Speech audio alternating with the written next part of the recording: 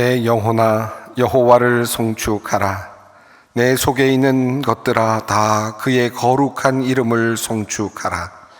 내 영혼아 여호와를 송축하며 그의 모든 은택을 잊지 말지어다. 하나님은 영이시니 예배하는 자가 신령과 진정으로 예배할지니라. 아멘.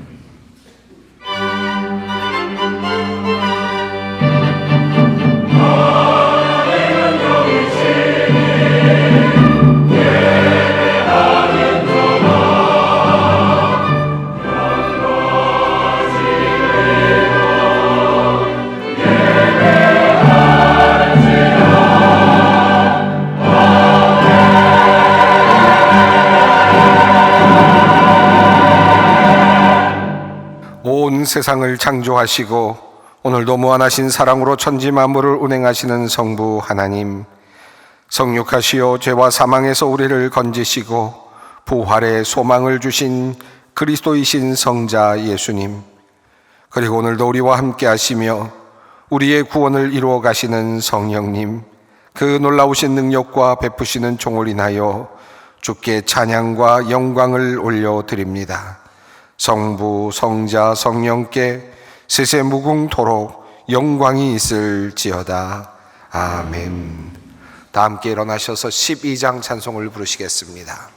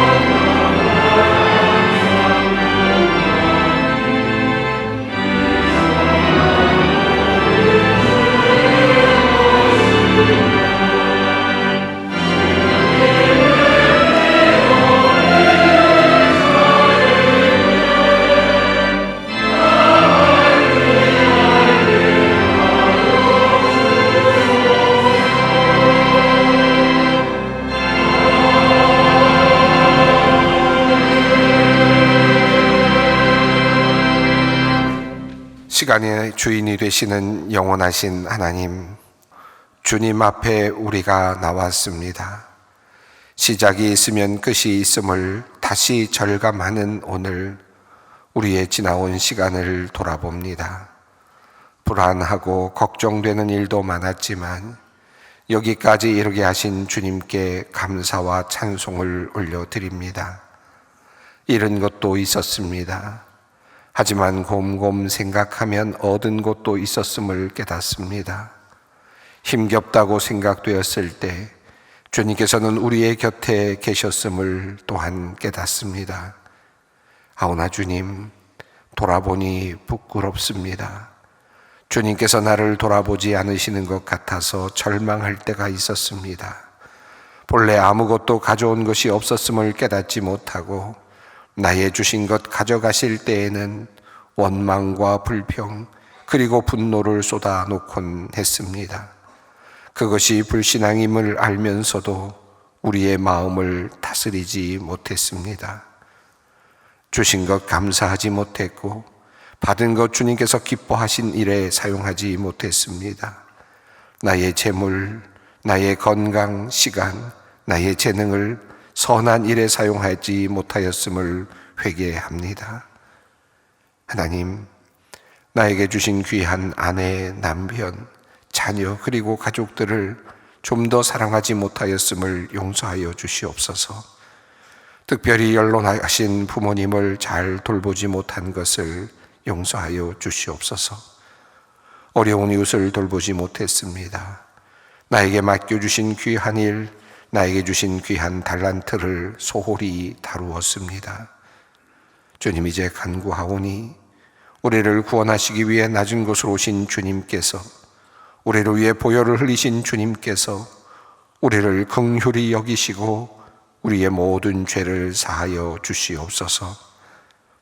한 해 동안 우리가 쌓아온 수많은 죄악과 허물, 우리의 손과 발, 우리의 마음과 눈, 우리의 생각과 입술이 저지른 모든 죄악을 주님 용서하여 주시옵소서.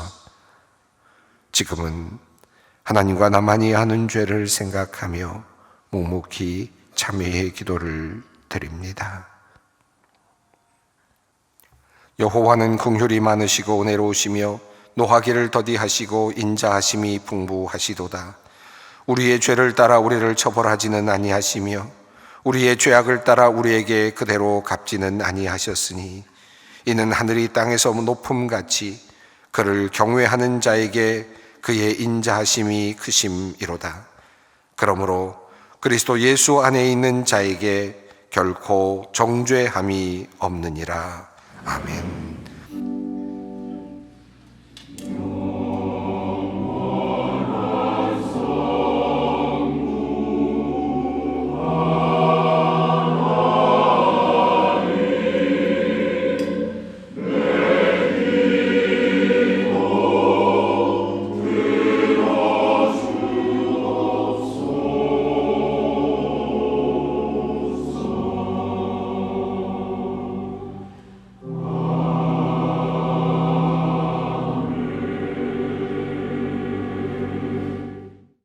오늘 우리에게 주시는 하나님의 말씀은 신약성경 로마서 8장 28절 말씀입니다. 로마서 8장 28절 말씀입니다. 이 계시의 말씀을 봉독할 때 다 함께 살아계신 하나님의 음성을 들으실 수 있기를 바랍니다. 우리가 알거니와 하나님을 사랑하는 자, 곧 그의 뜻대로 부르심을 입은 자들에게는 모든 것이 합력하여 선을 이루느니라. 아멘. 여러분의 마음은 어떠십니까? 괜찮으십니까? 국가적으로도 참으로 어려운 일들이 참 많이 있었고요. 아마도 개인적으로도 많은 일들이 있으셨을 것입니다. 어떤 분에게는 아마 인생에서 너무나도 큰 타격이 왔던 그런 한 해였을 수도 있겠고요. 또 어떤 분에게는 이보다도 더 좋을 수 없는 엄청난 축복과도 같은 그런 일이 일어난 그런 한 해일 수도 있겠습니다. 한 해를 마무리하는 이 시점에 여러분의 현재는 어떠하십니까? 종종 말씀드립니다마는 저는 목사로서 성도님들을 생각할 때마다 늘 연민의 마음이 있습니다. 성도님들 중에 좋은 소식을 전해주시는 분들도 참 많이 있습니다만 항상 저에게는 성도님들의 안 좋은 소식들이 제 마음속에 더 오래 남아 있습니다. 그러다 보니까 제 마음이 기쁠 때보다는 힘들 때가 더 많습니다. 갑자기 어떤 분이 큰 병에 걸렸다는 소식을 전해주셨을 때 저의 마음이 주저앉습니다. 사업이 어려워서 다급하게 전화를 주셨을 때 그날부터 저의 마음은 그분과 함께 있는 것 같은 느낌을 받곤 합니다. 성도님들과 관련된 안 좋은 뉴스가 소개될 때면 마음이 함께 아파지곤 했습니다. 상황을 바꾸기 위해서 애쓰는 안간힘을 쓰시는 모습들을 보면서 함께 기도하게 되었고, 또 아픈 분들을 보면서 더 기도하게 되었습니다. 여러분, 한 해를 마무리하면서 여러분이 어떤 상황에 있는지 알지 못하지만 목회자인 저의 마음속에는 힘들어하시는 우리 성도님들의 모습이 더 마음에 와닿고, 또 그래서 오늘 이 말씀을 전하게 됩니다. 오래전은 젊은 나이에 사랑하는 사람을 하나님의 나라로 보내야 했던 수많은 분들을 알고 있습니다. 그분 중에는 우리 소망교회에서 큰일을 하시던 시무 장로님도 계십니다. 젊은 청년도 있고요, 또 어린 아이도 있었습니다. 남편을 보내고 며칠 후에 사랑하는 외동딸을 또 보내야 했던 어떤 사람도 저는 알고 있습니다. 사업이 어려워져서 힘겨운 시간을 보내다가 그만 사업을 정리해야 했던 분들도 있었고요, 억울한 재판 결과로 갇힌 분도 있었습니다. 장래가 촉망되던 기업의 좋은 자리에 있다가 갑자기 구조조정으로 회사를 나와야 했던 그런 분도 있었습니다. 이제 막 일을 마무리하고 좀 행복한 시간을 보내야 되겠다라고 생각했는데 퇴직 전에 마지막으로 받았던 건강검진에서 큰 병을 발견하여서 퇴직도 제대로 하기 전부터 이제 투병 생활을 해야 했던 그런 분도 알고 있습니다. 저는 이런 힘든 시간을 보내는 분들이 저에게 직접 묻지는 않았지만 힘겨운 일을 만날 때마다 마치 저에게 이렇게 질문하시는 것 같은 느낌을 받곤 했습니다. 예수님 믿으면 하나님께서 다 잘 해주신다고 하지 않았습니까? 왜 그런데 나에게 이런 일이 일어나야 합니까? 내가 뭘 잘못해서 이런 일이 일어났습니까? 하나님을 믿으면 뭔가 좀 세상에서 잘 되기도 하고, 또 건강하고, 결혼 생활도 행복하고, 사업도 늘 성공하고, 시험에도 척척 붙고, 또 좋은 학교에 진학도 하고, 부자도 되고, 그러면 얼마나 좋겠습니까만 우리가 늘 경험하는 일입니다. 이 세상에서 믿는 사람의 현실은 그렇지 않습니다. 세상 사람들의 일과 똑같이 살아가고 있습니다. 죄와 사망이 지배하고 있고, 또 인간의 죄성이 작동하고 있는 이 세상, 이 현실이기에 이 세상에서 우리는 끊임없이 고통과 마주하며 살아갈 수밖에 없습니다. 억울한 일도 당하고 박해도 받습니다. 사업에 실패하기도 하고 결혼 생활이 불행할 수도 있습니다. 병에 걸릴 수도 있고, 또 그 마지막에는 죽음이라고 하는 어마어마한 그러한 고통이 우리를 기다리고 있습니다. 어느 누구도 이 현실에서 벗어날 수는 없습니다.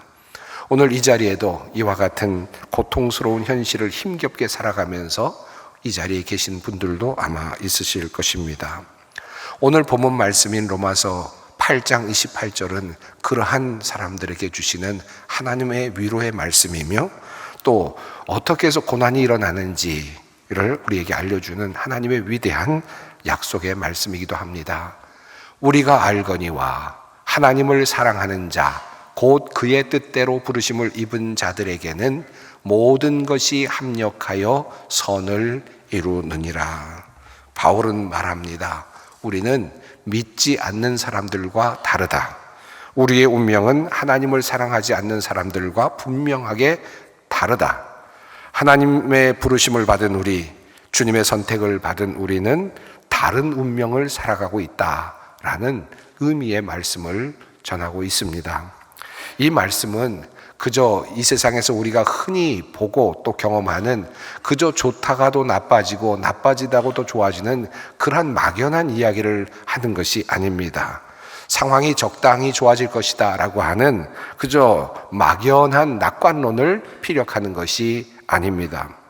이것은 우리의 삶의 조각들이 비록 지금은 깨어진 것 같고 뒤섞인 것 같고 또 재앙처럼 보일지 모르지만 창조주 하나님의 손길이 닿아 있는 우리들에게 이 모든 것들은 결과적으로 축복의 도구가 된다, 축복의 통로가 된다라고 하는 위대한 바울의 신앙 고백입니다. 오늘 이 예배를 통해서 이 절망의 현실 너머에서 지금도 일하고 계시는 하나님의 모습을 우리가 모두 볼 수 있었으면 좋겠습니다. 오늘 저는 여러분들에게 새로운 이야기를 하려고 하지 않습니다. 신기한 이야기를 하려고 하지 않습니다. 여러분이 다 알고 계시는 이야기를 여러분께 드리려고 합니다. 그러나 이것이 분명하다는 사실을 여러분에게 다시 한번 말씀드리고 싶습니다. 오늘 본문 속에서 주목할 부분이 하나 있습니다. 모든 것이 합력하여 라는 말씀입니다. 여기서 말하고 있는 모든 것의 범위는 어디까지일까요? 우리가 잘한 것, 성공한 것, 장점들 또는 귀하게 우리가 할 수 있었던 헌신들, 이런 모든 것들을 포함하는 말들일까요? 그런데 여기서는 이 모든 것은 그것을 넘어서는 의미가 있습니다. 여기서 말하는 모든 것은 우리의 단점 또는 우리의 실패, 우리의 뼈저린 그런 실패들과 가난과 같은 것들, 또는 예기치 못한 그런 사고와 같은 것들, 심지어는 나의 실수, 사회적인 어떤 정황과 혼란까지도 모두 포함하는 그런 내용입니다. 여기에 모든 것이 다 포함된다라고 말할 수 있습니다. 그러면 어떤 분은 이렇게 말할지 모릅니다. 그럼 나의 죄까지도 하나님께서 사용하신다는 말씀입니까? 나의 실패, 죄악까지도 사용하신다는 말씀입니까? 성경을 보면 그런 내용이 나오죠. 다윗이 죄를 지었을 때입니다. 밧세바, 우리아의 아내를 취하고 그리고 우리아를 죽였습니다. 간음하고 살해하는 그런 큰 죄를 지었습니다. 그리고 그는 마침내 하나님 앞에 나오죠. 그리고 결국은 회개합니다. 철저한 회개를 했습니다. 그리고 그 아이, 임신한 아이를 하나님께서는 데려가셨지만 그 다음에 아이가 태어났을 때 그 아이의 이름은 솔로몬이 됩니다. 다윗의 죄악의 길 속에서 하나님께서는 또 다른 일을 하셨고 하나님의 놀라운 역사를 이루어 가셨음을 성경은 우리에게 알려줍니다. 이런저런 이야기들을 찾다 보니까 1919년 타임지에 실린 한 사건, 한 이야기를 읽을 수가 있었습니다. 실화입니다. 1910년대 미국 엘라바마주의 엔터프라이즈라고 하는 지역에서 있었던 일입니다. 목화 농사가 주 수입원이었던 바로 그 동네에서 어느 날 한 해충이 나타났습니다. 목화 바구미라고 하는 해충이 나타났습니다. 엄청난 그런 해를 입혔는데 목화밭을 완전히 황무지로 만들어 버렸다는 것입니다. 농민들에게 그것은 재앙이었죠. 그리고 심판과도 같은 일이었습니다. 마을 전체가 파산 위기에 내몰렸습니다. 하지만 농민들은 절망 중에 기도하며 새로운 길을 찾습니다. 목화를 포기하고 대신 땅콩을 재배하기로 결정합니다. 그런데 놀라운 일이 일어났습니다. 땅콩 농사가 목화 농사보다 훨씬 더 많은 수익을 창출하였던 것입니다. 또 땅콩을 사료로 쓰면서 축산업까지 함께 발전할 수 있었다는 것입니다. 나중에 농민들은 이렇게 고백합니다. 목화 바구미가 우리를 멸망시킨 것이 아니라 우리를 더 풍요로운 길로 인도하시는 하나님의 도구였다라고 그렇게 고백합니다. 그리고는 이것을 기념하기 위해서 마을 광장에 목화 바구미 동상을 만들어 세웠습니다. 혹시 여러분 이 알라바마주의 엔터프라이즈를 방문하신 분이 계시면 저 동상 앞에서 사진을 찍어서 저에게 보내주시면 저도 잘 기억하도록 하겠습니다. 사랑하는 성도 여러분, 여러분의 삶에 혹시 이 목화 바구미 같은 것이 찾아오지는 않았는지 모르겠습니다. 한 해 동안 모든 것을 다 갉아먹어버린, 모든 것을 다 망가뜨려버린 그런 목화 바구미가 여러분에게 오지는 않았는지 모르겠습니다. 절망스럽죠. 황당합니다. 모든 것을 다 잃어버렸으니 얼마나 힘이 드시겠습니까? 그러나 이 이야기를 생각하면서 한번 힘을 얻으셨으면 좋겠습니다. 그것이 어쩌면 또 다른 땅콩 농장을 만드는 새로운 출발이 될 수도 있지 않겠습니까? 새로운 출발을 위한 첫걸음이 될 수도 있지 않겠느냐는 말씀입니다. 다 이해하지는 못할지라도 우리보다 더 크신 분이 우리의 인생을 이끌어가고 계신다라고 하는 믿음이 필요합니다. 그래서 이 어려운 시간을 희망으로 바꿀 것이 필요하겠습니다. 자, 그렇다면 하나님은 우리의 고통스러운 상황을 포함한 이 모든 것, 우리의 실수, 심지어는 우리의 죄악까지 포함한 이 모든 것을 가지고 무엇을 만들고자 하시는 것일까요? 어떤 일을 하시고자 하시는 겁니까? 우리를 어디로 이끌고자 하시는 것입니까? 다시 이 말씀을 주목해 봅니다. 선을 이루느니라. 하나님께서 이루고자 하시는 그 목적지는 선이라고 바울 사도는 이렇게 고백하고 있습니다.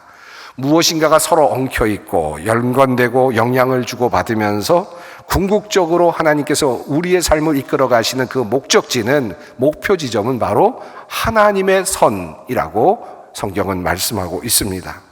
도대체 이 하나님이 이루고자 하시는 이 선이 무엇일까? 이것을 해석할 필요가 있겠습니다. 많은 이들이 이 부분을 이렇게 우선적으로 생각하죠. 내가 만약에 재산을 다 잃었다 생각하면 하나님의 선은 이 재산을 다시 회복하고 복구하는 것으로 하나님의 선을 이해하는 경향이 있습니다.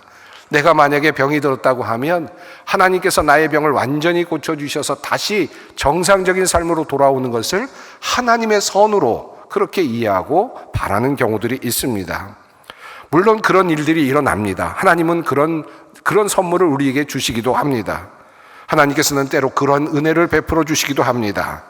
그런 일이 일어나는 것은 결코 이상한 일이 아니죠. 하지만 하나님의 선은 이것을 넘어서는 차원의 것입니다. 병들었던 사람이 병에서 낫는 것, 재산을 잃었던 사람이 재산을 회복하는 것, 이런 것을 넘어서는, 이 세상성을 넘어서는 또 다른 차원이 있습니다. 오늘 성경 말씀은 바로 이 하나님의 선을 바로 다음 절인 29절에서 이렇게 알려주고 있습니다. 하나님이 미리 아신 자들을 또한 그 아들의 형상을 본받게 하기 위하여 미리 정하셨으니 이는 그로 많은 형제 중에서 맏아들이 되게 하려 하심이니라. 하나님께서 우리 인생을 통하여 이루고 싶어 하시는 것이 무엇일까? 그 하나님께서 원하시는 최고의 선은 우리가 예수 그리스도의 형상을 닮아가는 것입니다. 우리의 성품이 깎이고, 그리고 교만이 무너지고, 그리고 겸손과 온유가 또 나타나고, 그렇게 해서 하나님 보시기에 아름다운 모습으로 그리스도의 성품으로 태어나는 것, 이것이 바로 하나님께서 원하시는, 우리를 끌고 가시고자 하는 목적지요 하나님의 선입니다. 하나님은 우리로 하여금 다시 재물을 주실 수도 있고, 다시 사랑을 회복시켜 주실 수도 있고, 다시 건강을 주실 수도 있죠. 다시 힘을 주실 수도 있습니다. 그러나 아닐 수도 있습니다. 때로는 죽이실 수도 있습니다. 때로는 살리실 수도 있습니다. 그러나 하나님은 이 모든 과정을 통하여 우리를 하나님 형상이 닮은 존재로 만들어 가시기를 원하신다는 것입니다. 이것이 바로 하나님께서 말씀하시는 선입니다. 우리 성도님들의 일생은 바로 이 주님 닮은 모습으로 닮아가는 순례의 과정이라고 믿습니다. 저는 종종 생각합니다. 상상합니다. 내가 죽음에 이르는 순간을 생각해 볼 때가 있습니다. 나는 어떤 모습으로 죽어갈까? 어떤 모습으로 죽을 때 나는 어떤 생각을 하며 어떤 마음으로 주님의 품에 안길 수 있을까? 그런 생각을 해보곤 합니다. 죽음이라고 하는 관문을 반드시 넘어야만 우리는 영생이라는 곳에 들어갈 수 있으니, 또한 인생의 모든 인간들은, 살아가는 인간들은 모두 죽음을 경험할 수밖에 없으니 저에게도 죽음이 있죠. 여러분 모두에게도 죽음이 있겠죠. 그때 나는 어떤 모습으로 죽음을 맞이하게 될까를 상상해 봅니다. 그러면서 제 마음속에 이런 생각을 합니다. 내가 죽는 순간 적어도 예수 그리스도의 성품을 많이 닮은 상태로 주님 앞에 나갈 수 있었으면 좋겠다라는 생각을 합니다. 이 세상의 모든 것들을 다 놓고 떠나도 아쉬움 하나도 없고, 만족한, 불만이 없는, 후회가 없는, 충분히 평화로운 그런 모습으로 그렇게 주님의 품에 안길 수 있었으면 좋겠다라고 하는 그런 마음을 갖곤 합니다. 이것이 저의 기도이기도 합니다. 사랑하는 성도 여러분, 여러분도 아마 그런 마음 아니겠습니까? 내가 가지고 갈 수 있는 것이 뭐가 있겠습니까? 내가 끌고 갈 수 있는 것이 무엇이 있겠습니까? 온전히 하나님 앞에 안길 때 우리에게 필요한 것은 하나님의 마음에 흡족한 그런 성품, 그리스도를 닮은 성품 아니겠습니까? 조금 더 나아가 보십시다. 우리가 알거니와 하나님을 사랑하는 자, 곧 그의 뜻대로 부르심을 입은 자들에게는 모든 것이 합력하여 선을 이루느니라. 이 말씀은 분명 우리에게 큰 힘이 되고 위로가 되는 말씀입니다. 하지만 우리가 고난의 한복판에 서 있을 때 이 말씀을 붙잡으려 하지만 실은 이 말씀을 잘 붙잡혀지지 않을 때가 있습니다. 이해는 되죠. 그러나 우리의 마음이 그것을 온전히 받아들이고 그래서 평안을 누리지 못할 때가 참 많습니다. 왜 그럴까요? 그것은 바로 우리가 연약하기 때문입니다. 우리의 마음은 주님의 말씀을 붙잡고 있을 때조차도 흔들리곤 하기 때문입니다. 종종 어려운 문제를 들고 주님께 나와 기도하는 분들을 볼 때가 있습니다. 새벽 기도회의 자리가 특별히 그렇습니다. 이른 새벽에 일어나서 간절한 마음으로 문제를 해결하고자 의지를 가지고 주님의 도우심을 받으려고 일찍부터 나와서 기도의 자리에서 기도하시는 분들을 저는 어렵지 않게 보곤 합니다. 그런데 그런 분들을 볼 때마다 저도 그분을 알고 그래서 그분의 모습을 보면서 안타까운 마음으로 함께 기도하는데 그냥 앉아있는 분들이 꽤 있습니다. 그냥 멍하게 앉아있는 분들이 있습니다. 무슨 생각을 하는지 마치 총 맞은 사람처럼 정신없이 무슨 말을 해야 할지 모른 채 기도의 자리에 나와 그저 앉아있는 분들을 종종 볼 때가 있습니다. 참 힘들구나 라는 마음으로 그분들을 바라볼 때가 있죠. 무엇을 기도해야 할지 어떻게 기도해야 할지 모르겠다는 막막함이 몰려올 때가 있습니다. 입이 떨어지지 않고 그저 눈물만 나는 그런 때가 있습니다. 주님 도와주십시오라는 이 말조차도 사치처럼 느껴지는 그런 상태가 있습니다. 이런 일이 일어날 때 왜 나는 온전히 기도하지 못할까? 왜 아침부터 나와서 이렇게 그냥 멍하니 앉아만 있다 가는 것인가? 그렇게 자책할 필요는 없습니다. 하나님은 우리의 그 연약함을 너무나도 잘 아시는 분이시기 때문입니다. 그래서 오늘 본문 말씀 26절은 이렇게 말씀합니다. 이와 같이 성령도 우리의 연약함을 도우시나니 우리는 마땅히 기도할 바를 알지 못하나 오직 성령이 말할 수 없는 탄식으로 우리를 위하여 친히 간구하시느니라. 성도 여러분, 이 말씀이 또한 우리의 위로입니다. 내가 기도할 힘이 없어 주저앉아 있을 때, 내가 너무 아파서 신음조차 낼 수 없을 때 내 안에 성령님께서 나를 대신하여 함께 울어주신다는 말씀입니다. 말할 수 없는 탄식이란 어머니가 자식의 아픔을 보면서 가슴을 쥐어짜며 내뱉는 소리 없는 비명과도 같은 것입니다. 성령님은 어머니의 마음으로 우리의 고통을 외면하지 않고 우리를 고통 중에 그 중심에서 우리보다 더 아파하시며 우리를 위해 기도해 주십니다. 이것이 바로 성경이 우리에게 전하는 내용입니다. 사랑하는 성도 여러분, 이것을 아는 것이 중요합니다. 이것이 세상 사람들과 우리가 다른 점입니다. 하나님을 사랑하는 자, 그 뜻대로 부르심을 입은 자들이 누릴 수 있는 축복이기도 합니다.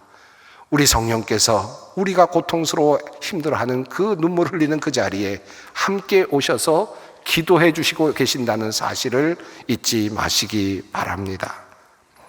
또 한 가지 고난을 통과하는 우리가 알아야 할 것이 있습니다. 사도 바울은 이렇게 고백합니다.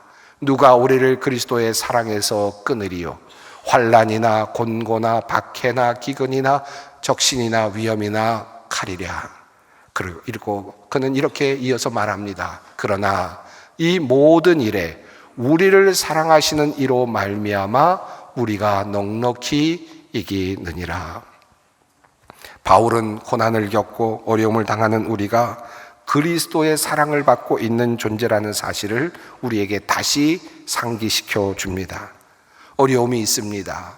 고난이 있습니다. 고통스러운 현실을 마주하고 있습니다.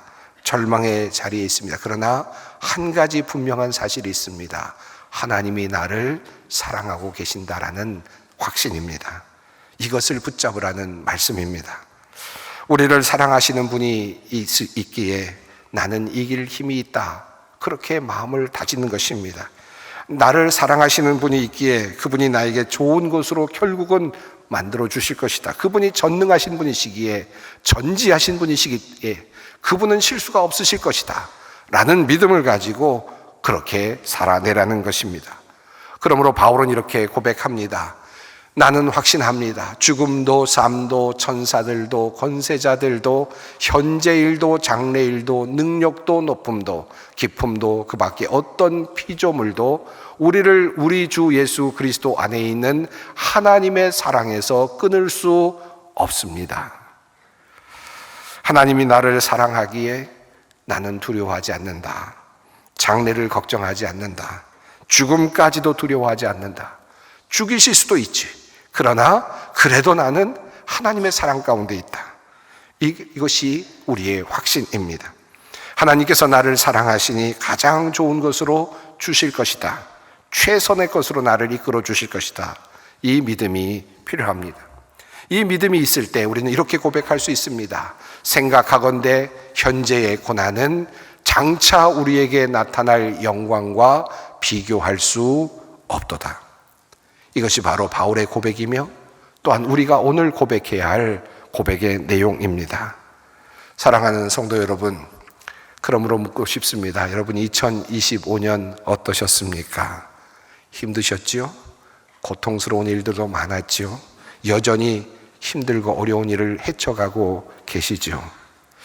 혹시 우리는 오늘 퍼즐 조각 하나를 들고 있을지도 모릅니다. 내가 들고 있는 이 퍼즐 조각이 너무 칙칙하고 시커멓고 모양도 이상해서 도무지 들고 있고 싶지 않은 그런 퍼즐 조각을 오늘 우리가 들고 있을지도 모르겠습니다. 이것이 내 인생에서 왜 필요한가? 마치 저주처럼 느껴지는 그런 퍼즐 조각 하나를 들고 있을 수도 있습니다. 하지만 기억하십시다. 우리는 전체 그림을 볼 수는 없습니다. 그러나 전체 그림을 설계하시고 완성하실 하나님은 결코 실수하지 않으실 것입니다. 우리의 삶에 깨어진 모든 조각들을 하나씩 모아서 위대한 승리의 드라마를, 나를 위한 드라마를 하나님께서는 써내려가고 계실 것입니다. 그리고 우리 주님께서, 성령께서 우리를 위하여 기도하고 계심을 잊지 마십시다. 하나님께서 또한 우리를 사랑하고 계신다는 사실을 잊지 마십시다. 2025년 한 해 돌아보면 하나님께서 나를 위해서 무엇을 하셨나? 하나님께서는 우리의 삶을 이끌어가고 계시고, 그리고 우리의 삶을 온전한 자리로 이끌어가고 계셨다. 모든 것이 합력하여 선을 이루는 방향으로 하나님은 우리의 인생을 아름답게 이끌어가고 계셨다는 것을 믿음으로 고백하는 우리 모두가 되기를 바랍니다. 또한 한 해를 보내면서 우리 성령님께서 나를 위해서 끊임없이 기도해 주셨다는 사실을 기억하며 감사할 수 있기를 바랍니다. 또한 2025년 한 해를 돌아보면서 이 어려운 시간 속에 하나님께서 여전히 나를 사랑하고 계신다는 사실을 붙잡고 힘을 낼 수 있기를 바랍니다. 제가 좋아하는 찬송 종종 인용합니다마는 내 인생 여정 끝내어 강 건너 언덕 이를 때 하늘문 향해 말하리 예수 인도하셨네. 매일 발걸음마다 예수 인도하셨네. 저는 이 노래를 참 좋아합니다. 그리고 늘 상상합니다. 내 인생 여정 끝내어 하나님 앞에 이를 때 나는 하나님 앞에 어떻게 설 것인가? 그리고 나는 하나님 앞에서 무슨 말을 할 것인가? 내 인생 여정 끝날 때 예수 인도하셨습니다 라고 고백할 수 있는 우리가 되었으면 좋겠습니다. 우리 소망의 모든 성도님이 주님의 이끄심을 신뢰하라는 이 믿음의 선포를 마음에 품고 이제 2025년을 잘 마무리하실 수 있기를 바랍니다. 그리고 이제 소망의 새해를 힘차게 붙잡을 수 있으시기를 바랍니다. 기도하겠습니다. 신실하신 하나님, 올 한 해 동안 때로는 광야길에서 때로는 사망의 음침한 골짜기에서 우리를 지켜주셨음을 감사드립니다. 우리는 올 한 해 일어난 일들을 다 이해할 수 없습니다.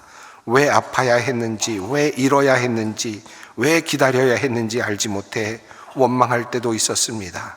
그러나 오늘 말씀을 통해 이 모든 것이 합력하여 선을 이루는 과정임을 다시 깨닫습니다.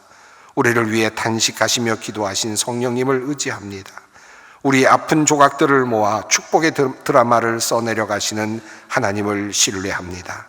환경이 어떠하든 나를 가장 선한 길로 이끄실 하나님을 신뢰하며 담대히 나아가게 하옵소서. 마침내 우리를 당신의 형상으로 빚어 가실 주 예수 그리스도의 이름으로 기도 올리옵나이다. 아멘. 다 함께 찬송가 440장 찬송을 부르시겠습니다.